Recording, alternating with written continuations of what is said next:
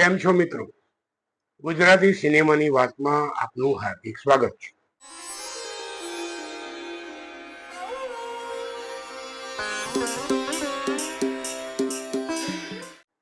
મિત્રો, નવરાત્રી એટલે ગુજરાતનો સૌથી મોટો તહેવાર અને એટલે જ આજે એક પણ ફિલ્મ રિલીઝ થઈ રહી નથી. માત્ર આજે જ નહીં, પ્રાપ્ત માહિતી અનુસાર આવતા સપ્તાહે એટલે કે 3 ઓક્ટોબરે પણ એક પણ ગુજરાતી ફિલ્મ રિલીઝ થવાની નથી. હા, 10મી ઓક્ટોબરે લાલો કૃષ્ણ સદા સહાય તે ફિલ્મ આવી રહી છે. ગત સપ્તાહે રિલીઝ થયેલી ફિલ્મોના બોક્સ ઓફિસ કલેક્શનની વાત કરીએ તો ગત સપ્તાહે 3 ફિલ્મો રિલીઝ થઈ હતી: શ્વાસ, ભારતની દીકરી અને કોમન મેન. મિત્રો, દુઃખ સાથે કહેવું પડે છે કે આ ફિલ્મોના બોક્સ ઓફિસ કલેક્શનની ચર્ચા કરવા જેવી પણ નથી. હવે સિનેમા અંગે મારા મનની વાત.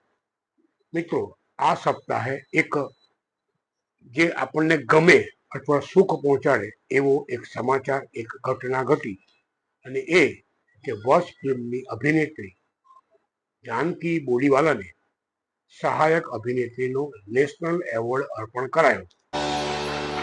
Janki delivers a spine-chilling performance, unleashing through body language that is tense, twisted, and unpredictable a great sense of dread. सर्वश्रेष्ठ सहायक अभिनेत्री का पुरस्कार सुश्री जानकी बोडीवाला ग्रहण करते हुए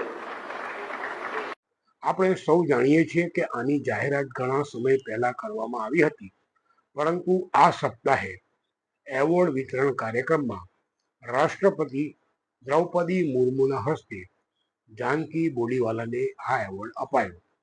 આ સાથે ફિલ્મના દિગ્દર્શક કૃષ્ણદેવ યાજ્ઞિક અને નિર્માતાઓને પણ એવોર્ડ આપવામાં આવ્યો. આપણા સૌ માટે આ ખુશી અને આનંદના સમાચાર છે. ગુજરાતી સિનેમાની વાતનો આજનો એપિસોડ પૂરો કરતા પહેલા ફરી એકવાર કહીશ, મારી પાસે માં છે સિનેમા.